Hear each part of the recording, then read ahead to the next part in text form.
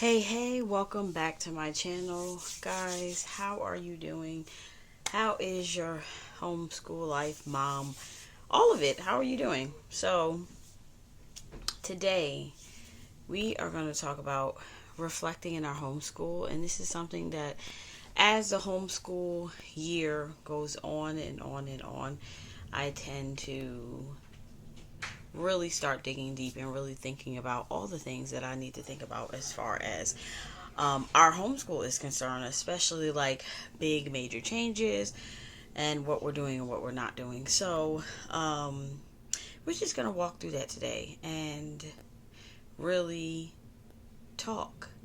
And I'm going to give you some questions. If you have a close notebook and paper, or you want to come back, save this video so you can come back and so you get a chance to really think through these questions that I'm going to ask you for your homeschool, so that you can better, serve yourself, your kids, your whole family. Let's just put it all out there.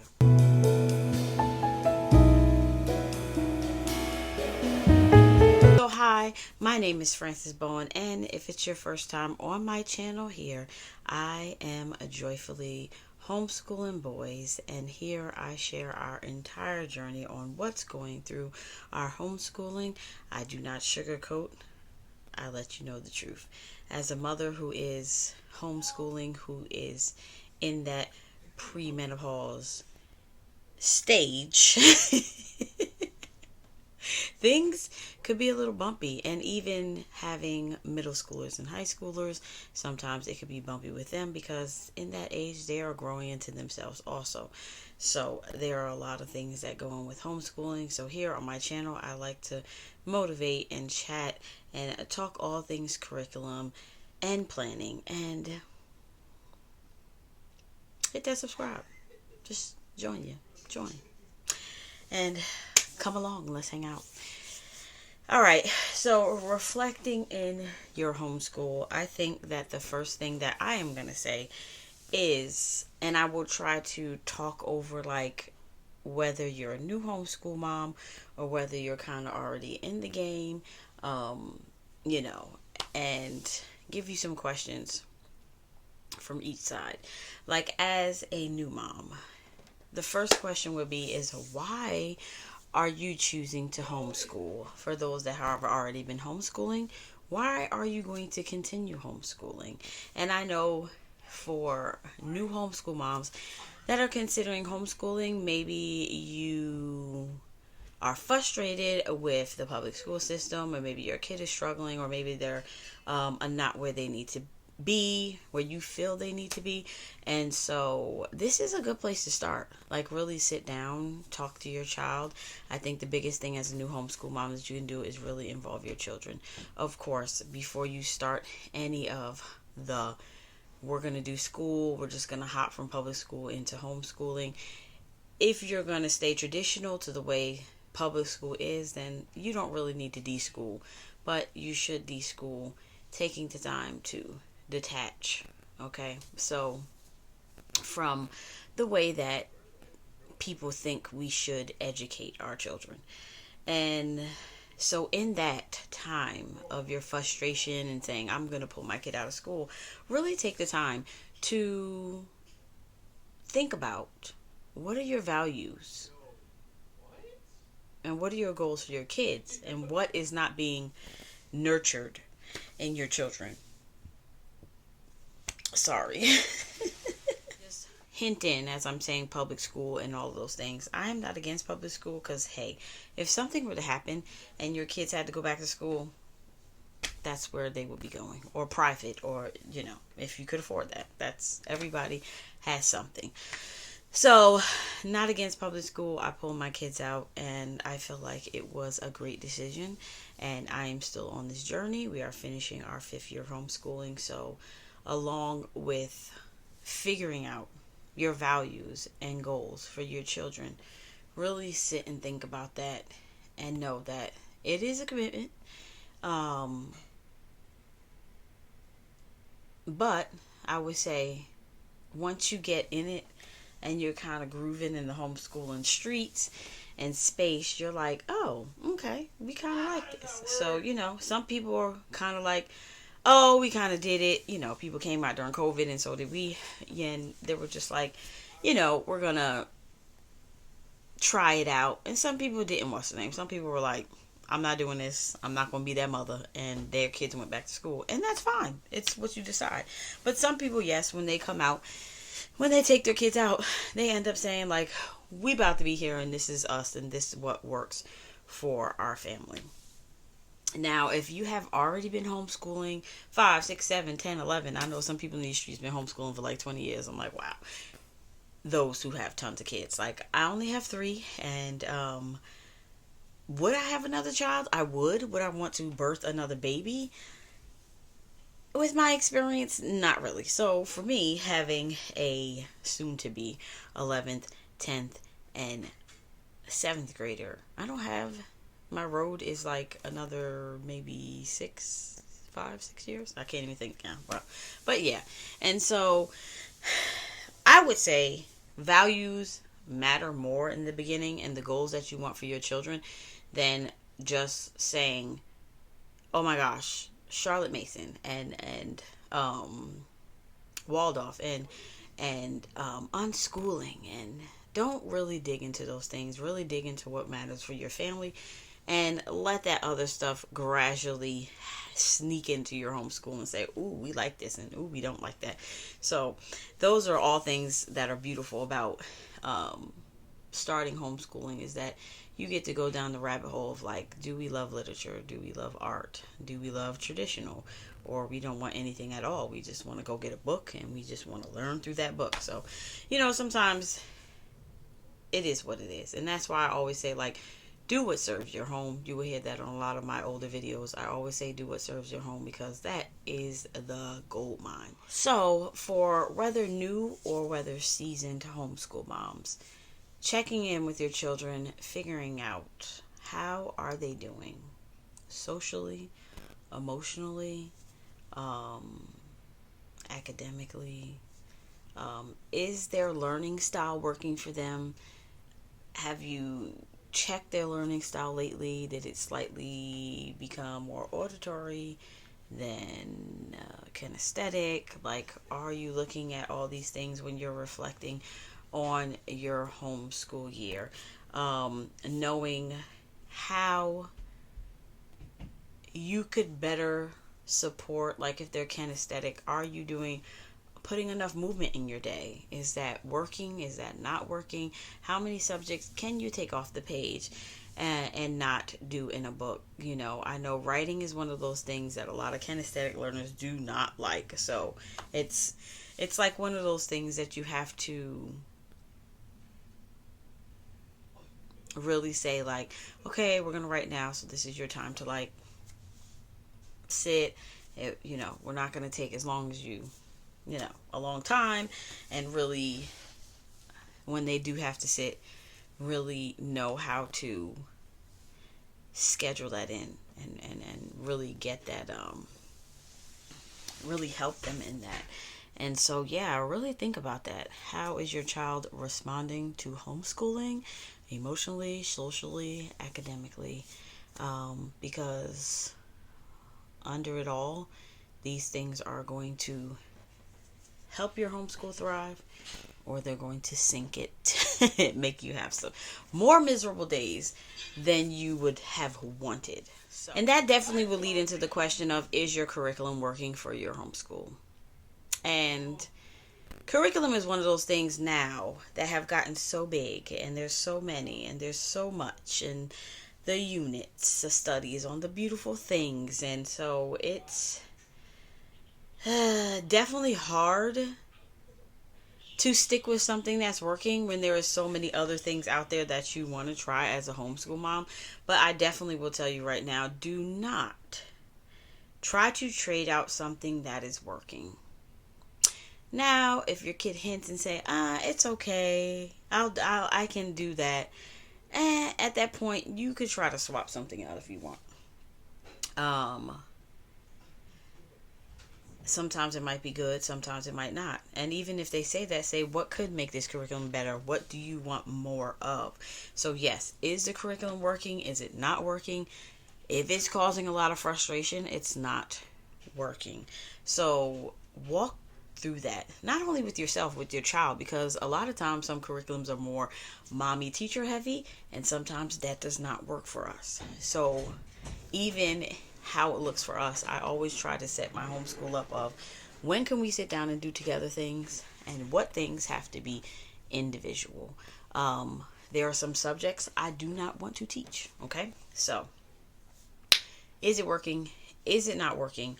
How can I help? And I feel like the biggest thing that you will learn maybe in like year 1 to 2, kind of into year 3, is like flexibility is so important in your homeschool. You have to be like, all right, well, this is not working. It's another reason not to spend an arm and leg on curriculum, and keep it basic, or have a backup that's like, okay, I'm going to spend this, but if it doesn't work out, I'll get this. Or have a backup that's a free backup, because there's a lot of free things online that you can homeschool with. So just don't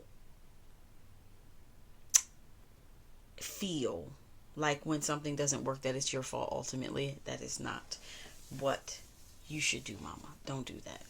Next question that you could reflect on is, did I do enough outdoor field trips?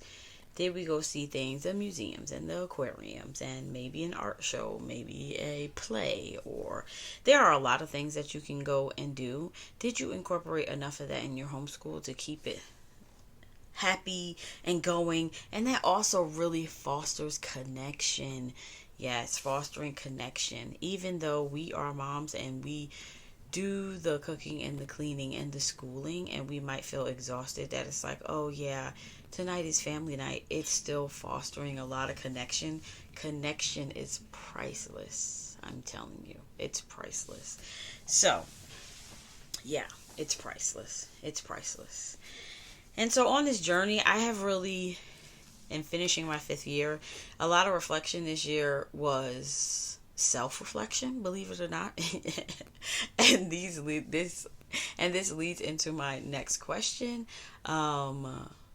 because I really thought that I was going to truck through the years and like not pay attention to my needs, which are things that I need, but also sometimes a want, like having days away. And there's nothing wrong with that.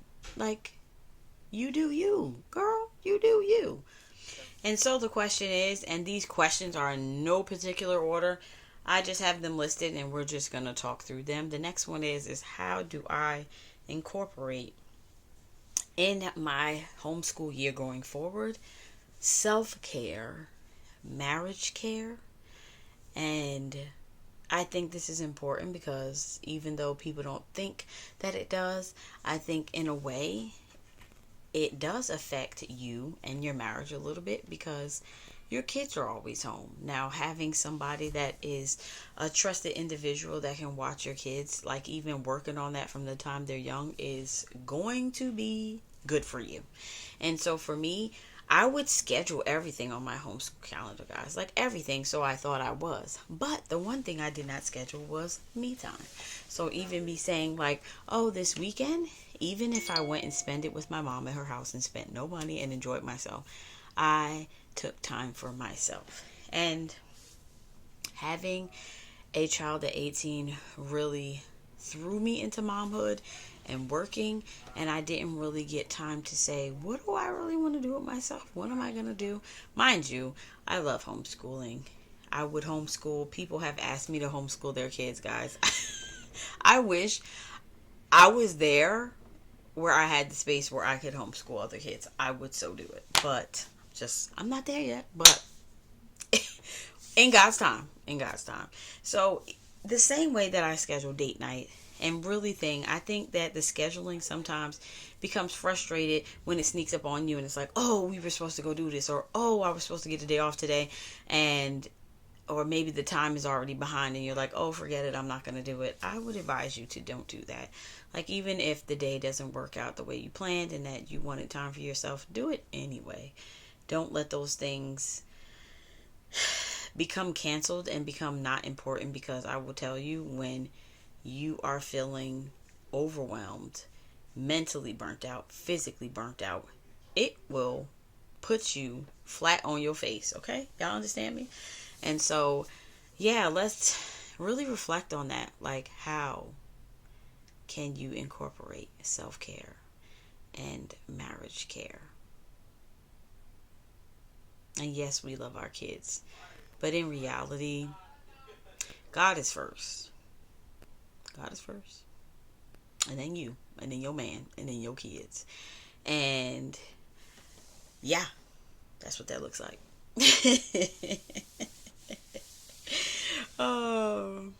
Moving on. And I think I mentioned this. I will just say, like, in the mode of reflecting, really think about what you want to teach, what you don't want to teach. I tend to like to teach the lighter subjects, because when things are crazy and busy for me, I still can say, oh, okay, I got this stuff. Oh, you can put something together.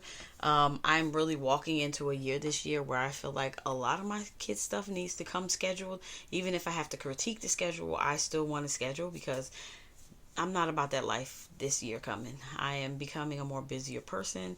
And yeah, you just have to, you got to do what you got to do. And you have to, which will lead into my next question, not comparing yourself to others. For a long time, when I started homeschooling, especially like my third year, I was like, oh wait, I have to give you more, and you have to be doing all of this every day, and the subjects need to take you an hour every day. No, they don't. And I'm learning now that even if it's honors or AP, might take you that long, but some of these, it doesn't have to take long for you to learn the knowledge, especially new homeschool moms, as you start learning, like, these subjects are so repetitive, and it does leave time for your child to really get into a mode of doing something that they really like. So don't let it boggle you down. If anything, spend more time on the stuff that your kid is struggling with, and make less for the stuff that they're really good at. And then give them the rest of the time to build on the stuff that they really are passionate about. So, yeah. Subjects, don't let them bog you down. I will say stick to the main ones. 5. If you do together time, then those can be extras, but it's not extra on your child as far as, like, doing this. Like, even if you're narrating or reading and you're doing that together, they don't feel like, oh my gosh, this is just another, And well, you don't want them to feel like that anyway, but hence, I will tell you, when kids get to a certain age, when kids get to a certain age, they're not going to like every subject. I didn't when I was that age. So, hey, that's where we're going. If you've gotten this far, you might want to grab a cup of tea or something to drink. I should have brought mine with me, because I did have a cup of tea and I didn't, but this video might be a little long, and that's what it looks like. So, in talking to my next question, are you comparing yourself? Are you comparing too much? Are you doubting too much? Are you feeling guilty too much? This is a big one. Whether you are a new homeschool mom feeling like you're already doubting yourself because you feel like you can't even homeschool. You can homeschool. You have taught your kids a lot, and you still continue to teach them things that you know as a mom, a woman, doing your own thing. You are already teaching your kids. You drive in the car and have conversations, you're teaching. You make dinner and they do it with you, you're teaching. There is no reason why you cannot homeschool your kids. And this is not just for women, because men homeschool too, right? They do. So, in the comparing and the doubting and just feeling guilty, I feel like you have to be confident that what you are giving your kids is for where they are right now. And that is enough. And I know sometimes you can feel like, oh, well, oh my gosh, they're still doing spelling. And, oh my goodness, they shouldn't be doing that. One thing I have learned about rushing through education is that when you rush, the faster you go through things, it kind of is like the faster they're going to forget it. You can't rush. You got to marinate it in a little bit. And so don't make it seem like, oh my gosh, my child's so behind and we have to catch up and we're going to what's the name? Yeah, if I feel like in high school, I feel like that too. But even with him having 2 years left, I'm like, you know what? He's going to get all his subjects done. And if he has to cram something because he's choosing to take his time, then it might look like that. So work with your children, walk with them. That's it. I will also say feeling guilty or just feeling like you're in the comparison trap. Sometimes that literally comes from Instagram. I like YouTube better because even when I watch mama's videos and flip throughs, and I don't feel like, oh my gosh, I gotta go buy that book. I'm like, okay, wait, let me add that to my idea page. I have an idea page which I have on my phone in my whatever notes. Sometimes I snap a picture of YouTube mom with the book right on the screen. I don't know if y'all do that, but I be doing that. I delete them, don't worry. And so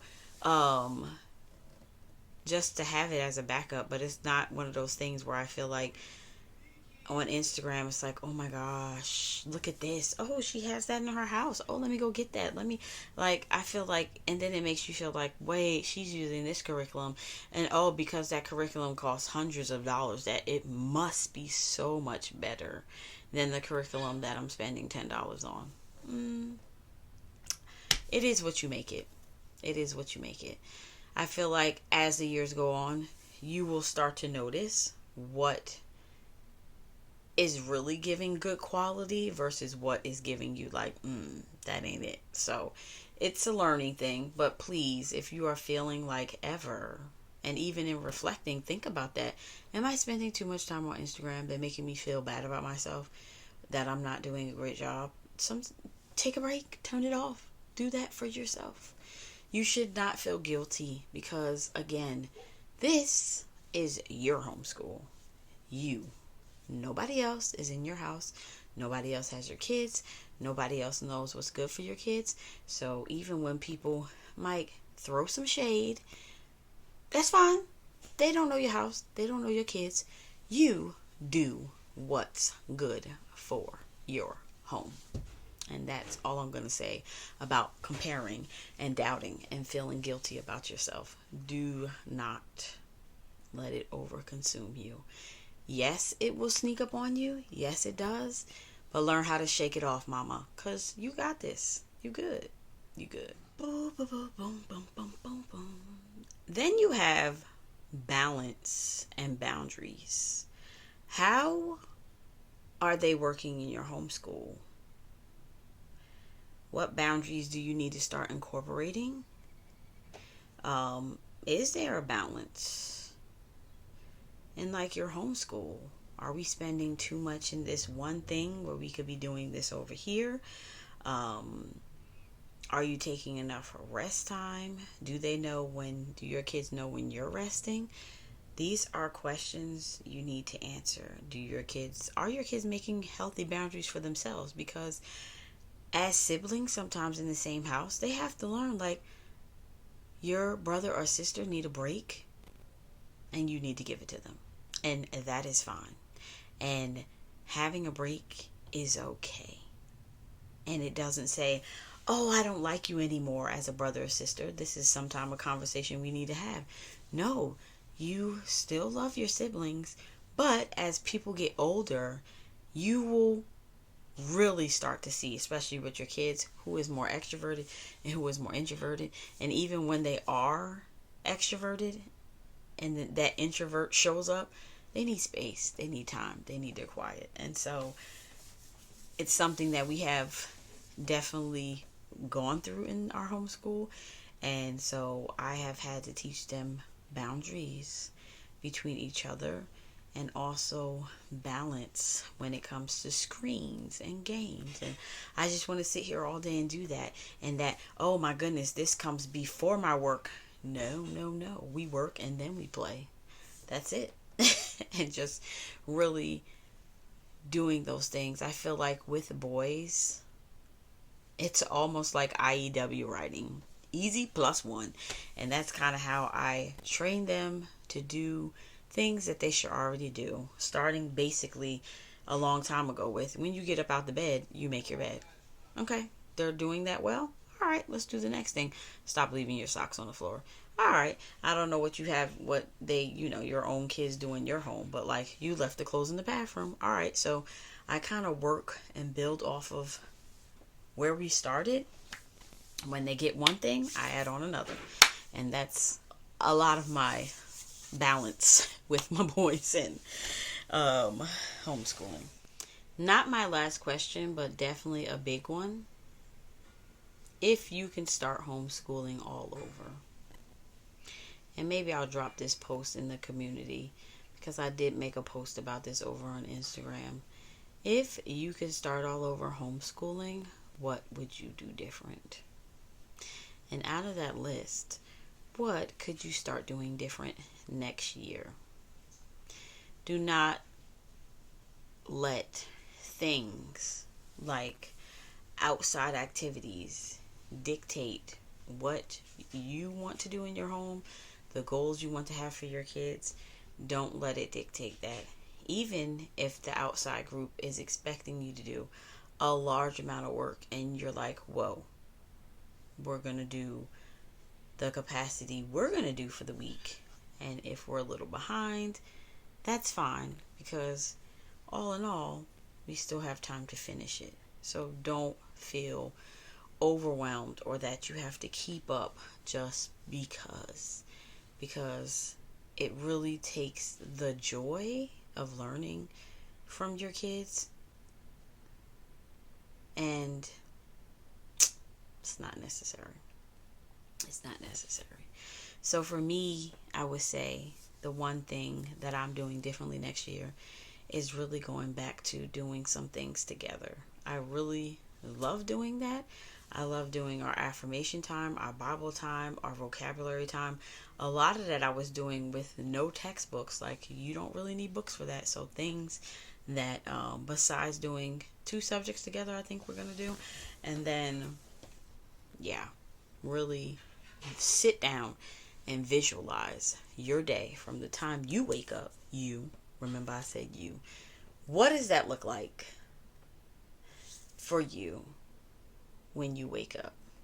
What does that look like? Your time, teaching time, lunch. What does lunch look like? Is that some time for you? A quiet time, independent time. Also what that looks like for you and them. And then just when it's like everybody's done what they need to do for the day, what does that time look like for you? So like, really walk through your day and really don't be afraid to incorporate all the things you do for the day while you're reflecting, because these are all things that we do all day, and you have to handle that every day. So don't leave the things out. Even meals, like, what does that look like for you on your crazy busy days? If that means you have frozen taco meat in the freezer on those busy days, and y'all have tacos for the whole year, guess what? Have fun, have tacos, because hey, do what you need to do. And my last question would be, what are your hopes for next year? What are you hoping? Do you want more quiet, relaxing days? Do you want to get out more? Do you want more days at the library? Where do you really want to go with your homeschool? And I don't want to take this video forever and keep going and going and going. But if you do know another reflection question that you can give homeschool mamas, please drop that in the comment and save this video. Come back and really answer these questions and take the time and say, this is really something that is important for your homeschool. And if you don't have a vision for your homeschool, you can check out this video right there, and I will see you soon.